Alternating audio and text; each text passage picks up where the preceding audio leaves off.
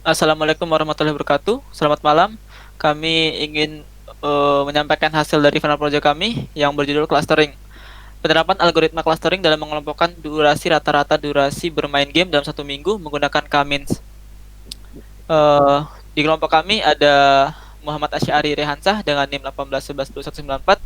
Yang kedua ada Muhammad Alda Hidayanto dengan NIM 18112196. Yang ketiga ada Muhammad Reza Ilham Kurniawan dengan NIM 18112226. Yang keempat ada Habib Muhammad Abdul Bashid 18112232, dan yang terakhir ada Wafaul Aishi Maulida dengan NIM 18112195. Yang pertama, algoritma clustering. Apa itu algoritma clustering? Clustering merupakan proses partisi satu set objek data ke dalam himpunan, bagian yang disebut dengan cluster. Objek yang di dalam cluster memiliki kemiripan karakteristik antara satu sama lainnya dan berbeda dengan cluster yang lain. Partisi tidak dapat dilakukan secara manual, melainkan dengan suatu algoritma clustering. Oleh karena itu, clustering sangat berguna dan bisa menemukan grup atau kelompoknya yang tidak dikenal dalam data. Clustering banyak digunakan dalam berbagai aplikasi seperti misalnya pada business intelligence, pengenalan pola citra, web search, bidang ilmu biologi, dan untuk keamanan atau security. Di dalam business intelligence, clustering bisa mengatur banyak customer ke dalam banyaknya kelompok. Contohnya, mengelompokkan customer ke dalam beberapa cluster dengan kesamaan karakteristik yang kuat. Clustering juga dikenal sebagai data segmentasi karena clustering mempartisi banyak data set ke dalam banyak grup berdasarkan kesamaannya. Selain itu, clustering juga sebagai outlier detection. Selanjutnya, ICE.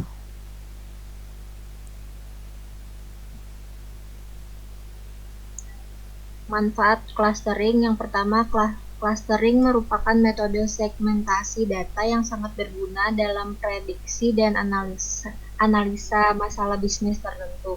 Misalnya segmentasi pasar, marketing, dan pemetaan zona wilayah. Yang kedua, identifikasi objek dalam berbagai bidang seperti computer vision dan image processing.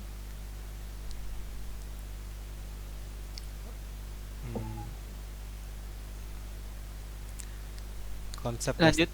konsep dasar clustering. Hasil clustering yang baik akan menghasilkan tingkat kesamaan yang tinggi dalam satu kelas dan tingkat kesamaan yang rendah antar kelas. Kesamaan yang dimaksud merupakan pengukuran secara numerik terhadap dua objek. Nilai kesamaan antar dua objek akan semakin tinggi jika kedua objek yang dihasilkan memiliki kemiripan yang tinggi. Begitu juga dengan sebaliknya, kualitas hasil clustering sangat bergantung pada metode yang dipakai. Dalam clustering dikenal 4 tipe data. Keempat tipe data tersebut ialah: yang pertama, variabel berskala interval; yang kedua, variabel biner; ketiga, variabel nominal, ordinal, dan rasio; yang keempat, variabel dengan tipe lainnya. Lanjut.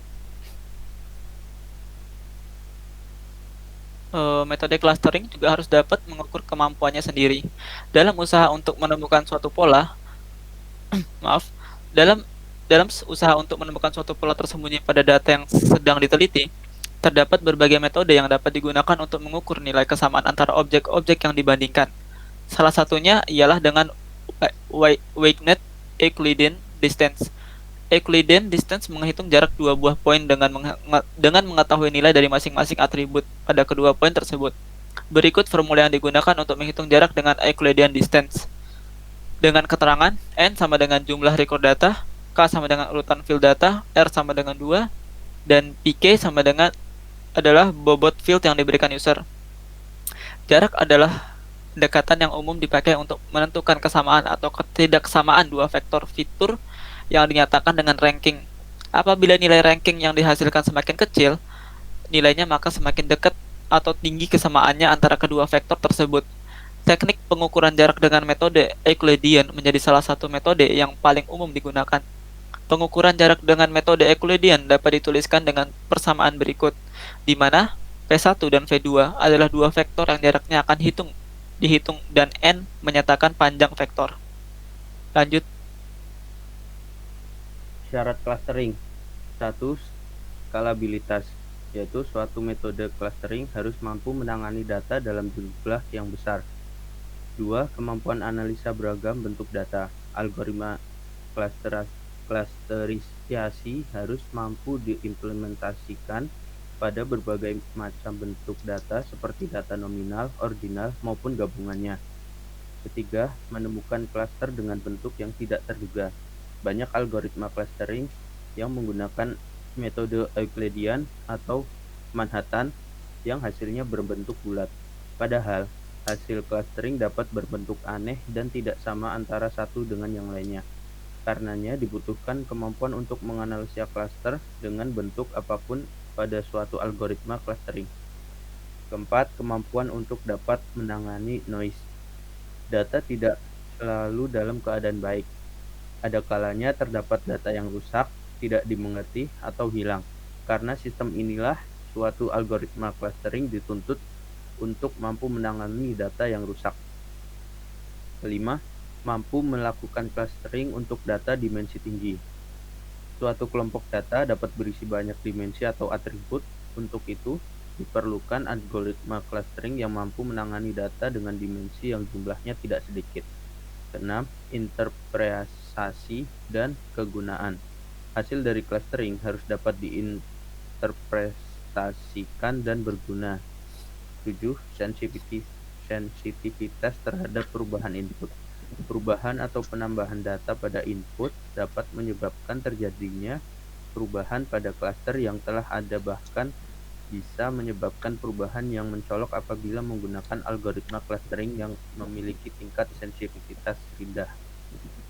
Lanjut, Asi. Selanjutnya, metode clustering. Metode clustering secara umum dapat dibagi menjadi dua, yaitu hierarchical clustering dan partitional clustering. Sebagai tambahan, terdapat pula metode density based dan grid based yang juga sering diterapkan dalam implementasi clustering. Berikut penjelasannya. Hierarchical clustering. Pada hierarchical clustering, data dikelompokkan melalui suatu bagan yang berupa hierarki, di mana terdapat penggabungan dua grup yang terdekat di setiap iterasinya ataupun pembagian dari seluruh aset data ke dalam cluster. Berikut ada contoh dalam bentuk gambar. Dan selanjutnya langkah melakukan hierarchical clustering. Pertama, kita harus mengidentifikasi item dengan jarak terdekat. Kemudian menggabungkan item itu ke dalam satu cluster. Yang ketiga, menghitung jarak antar cluster. Dan keempat, ulangi dari awal sampai semua terhubung. Contoh metode hierarchical clustering adalah single linkage, complete linkage, average linkage, average group linkage. Lanjut, Ayis.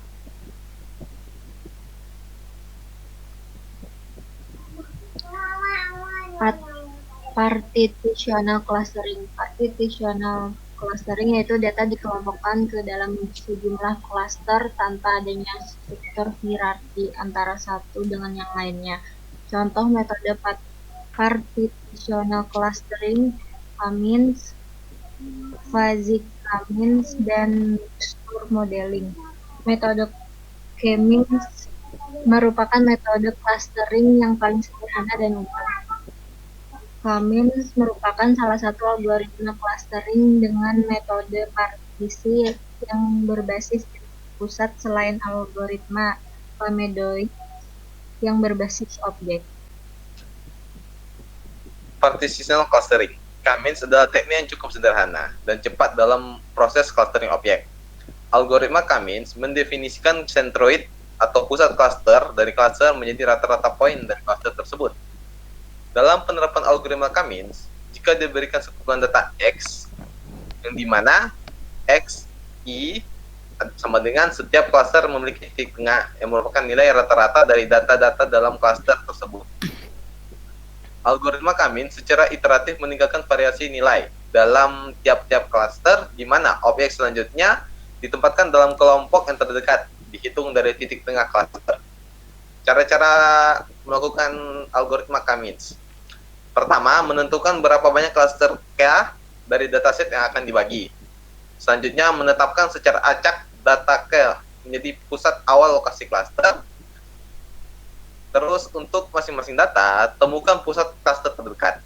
Dengan demikian, berarti masing-masing pusat klaster memiliki sebuah subset dan dataset, sehingga mewakili bagian dari dataset. Oleh karena itu, terbentuk klaster C1 yang biasanya dibaca klaster 1, klaster 2, klaster 3, dan seterusnya.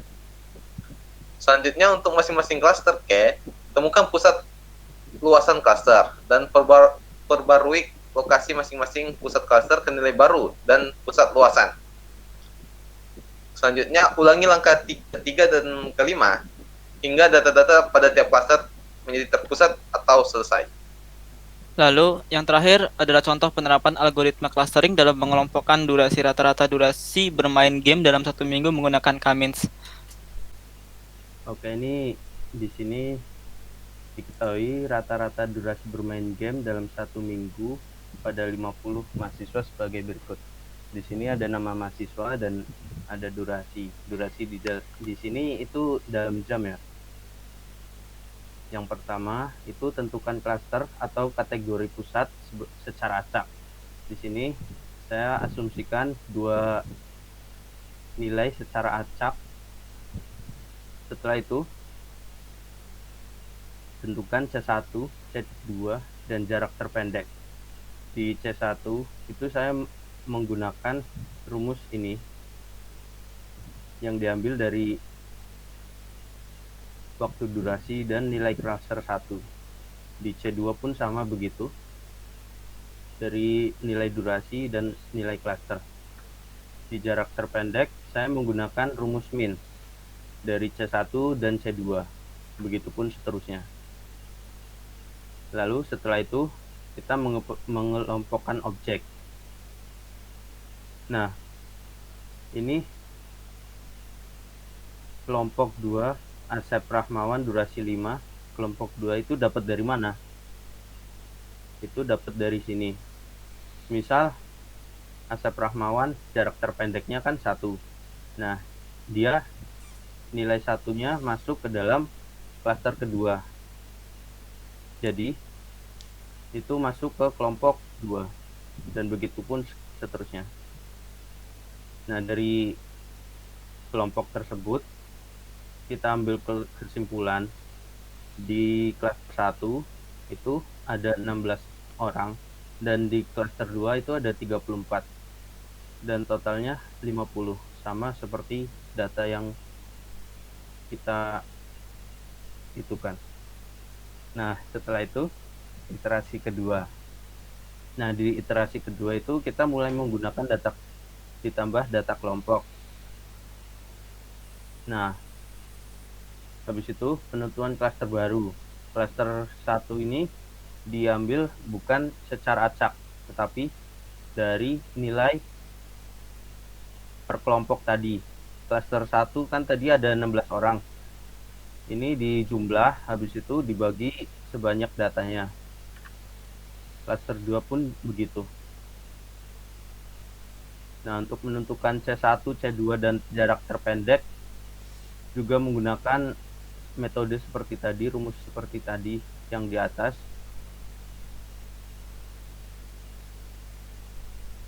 Nah, mengelompokkan data objek juga seperti tadi, hasilnya sama. Nah, kesimpulannya klaster 1 tetap ada 16 orang dan klaster 2 ada 34 dan totalnya itu 50. Data tersebut sudah cocok dengan sampel data yang kita buat. Sudah.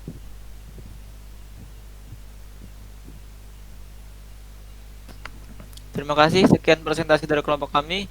Lebih dan kurangnya mohon maaf. Assalamualaikum warahmatullahi wabarakatuh. Waalaikumsalam. Waalaikumsalam.